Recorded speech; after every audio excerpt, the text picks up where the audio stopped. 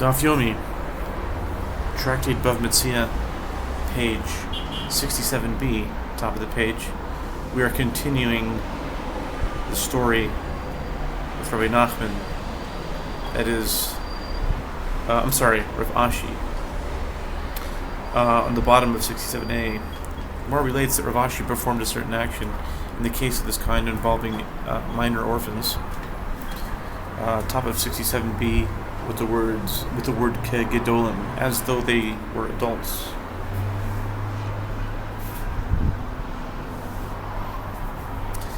Even if the lender consumed produce equivalent to the amount of the debt, Rav Ashi would not collect the value of the produce from him, as this is merely a hint of interest, and therefore it cannot be claimed in court. Rava, son of Rav Yosef, says in the name of Rava, with regard to this following type of mortgage, in which the lender holds part of the borrower's land and may consume its produce, the halakha depends on the local custom. In a place where the custom is that the borrower can repay the loan at any time, and the court removes the lender from the land, the lender may consume the produce of the land only with a deduction in the amount of the loan granted to the borrower, equivalent to the value to that of the produce consumed by the lender, and a Torah scholar, Surva Medirabanan, who must be especially careful with regard to his conduct, may not consume the produce, even with a deduction in the amount of the loan. The Gemara poses a question, but if so, in what manner may he consume the produce? The Gemara answers, by a fixed payment, the details of which the Gemara will soon explain. The Gemara asks, this works out well according to the one who says that a fixed payment is permitted, but according to the one who says that a fixed payment is forbidden, what is there to say? As it was stated with regard to fixed payment, Rav Acha and Rav Yina disagreed. One said that fixed payment is permitted, and one said that a fixed payment is forbidden. The Gemara clarifies, what are the circumstances of this fixed payment? The Gemara explains. One case of a fixed payment is where a lender says to the borrower, for a period of up to 5 years, I will consume the produce of the field without a deduction in the amount of the loan.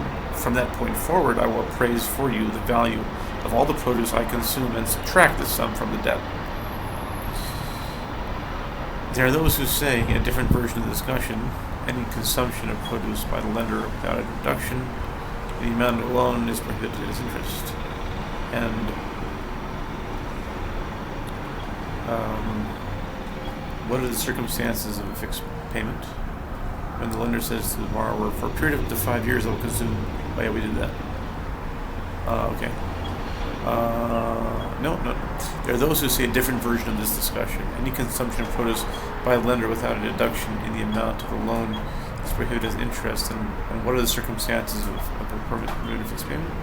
When the lender says to the borrower, for a period of up to 5 years, I will consume the produce of the fixed deduction in the amount of the loan. From this point forward, I will appraise for you the value of all the produce I consume and deduct the sum from the loan.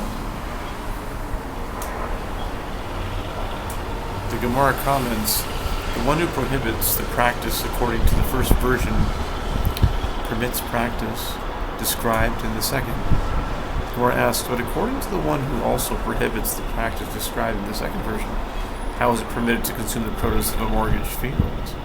The Gemara replies, it is permitted in a case like that of a mortgage according to the custom in Surah, a city in Babylonia, in which this is written in the loan document.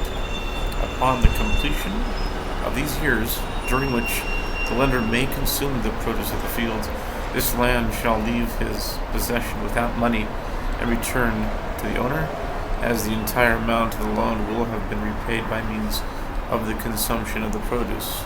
Rav Papa and Rav Huna, the son of Rav Yehoshua, both say, with regard to this type of mortgage, the halakha depends on the local custom. In a place where the custom is that the borrower can repay the loan at any time, and the court removes the lender from the land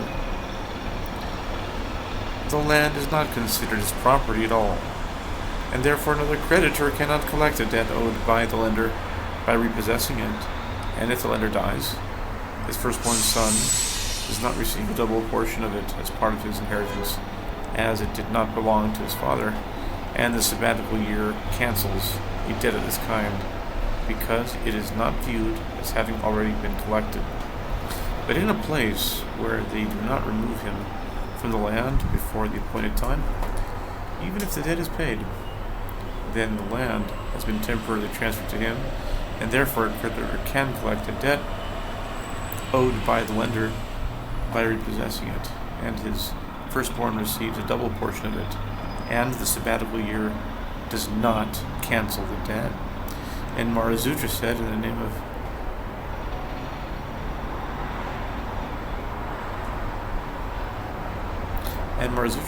Rav Papa with regard to this type of mortgage, the halakha depends on the local custom. In a place where the custom is that the borrower can repay the loan at any time the court removes the lender from the land, they remove him even from dates he has already harvested and spread out on the mats. But if he has lifted them and placed them in the baskets, he has thereby acquired them as they are his, and according to the one who says that when an act of acquisition is performed by means of placing items in the buyer's vessels that are located in the seller's domain, the buyer has acquired items, even if he did not lift them while they were in baskets. He acquired them when they were placed on the mats. The Gemara discusses other halakhic mortgages. Let's see how much we have left here. Oh, nice. We can finish this pretty soon.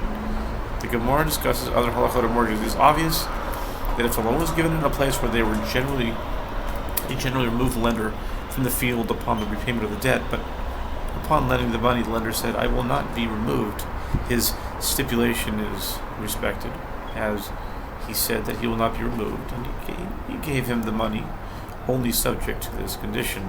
But if the loan took place in a place where they generally do not remove him, and he said, "I will be removed when the money is returned," what is the halakha?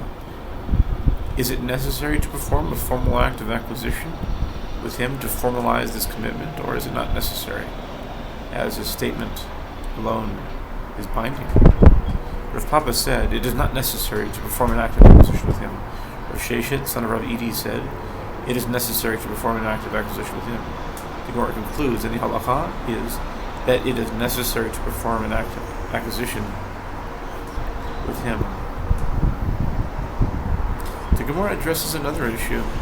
If the borrower said to the lender, "I will go to get the money to repay you," the lender may not consume any more of the produce, as this statement is sufficient to remove him from the property. But if he said, "I am going to make an effort to go get the money," Amoraim engaged in a dispute concerning the halakha. Ravina said the lender may continue to consume the produce until the borrower actually brings the payment, as he cannot be certain the borrower will manage to get the money. And Marzutra, son of Mari, said he may not consume the produce. The Gemara concludes, and the halakha is that he may not consume the produce. The Gemara relates that Rav Kahana, Rav Papa, and Rav Ashi would not consume the produce of mortgaged fields, even with a deduction in the amount of the loan, as they were concerned about the possible violation of the prohibition of interest. Ravina would consume this produce with a deduction in the amount of the loan.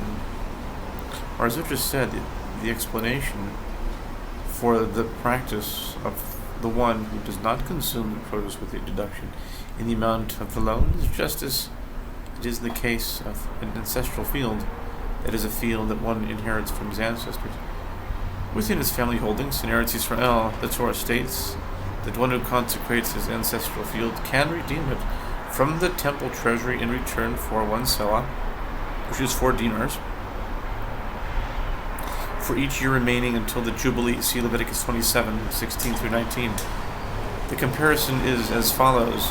With regard to an ancestral field, it is not the case that even though he consumes abundant produce over the course of the years, nevertheless the merciful one states in the Torah,